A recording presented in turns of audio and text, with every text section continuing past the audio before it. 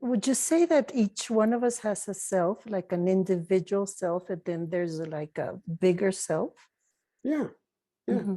And if I'm actually working with someone, I try not to tell them hardly anything.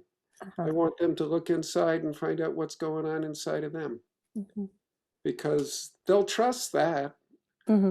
If I come up with some, big words, who cares? In your experience, Bob, is it easy for the people to go inside, like the people who have had no experience with IFS? Usually, Mhm. usually, kids are especially easy. They tell. I don't work with children, but they tend to just, they know. Mhm. The more educated you are, the harder it is. It gets beaten out of us. Mhm. We have this natural awareness of our interior worlds.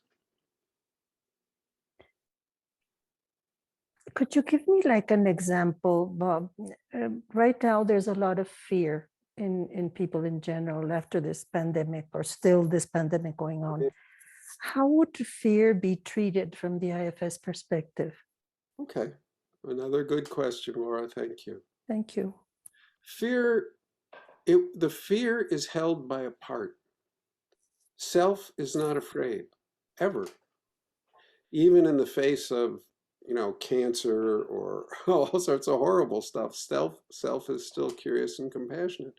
So what you would do is you'd say, "Hi, fear-carrying part, welcome. Can you separate enough from me so that I can be here with you?"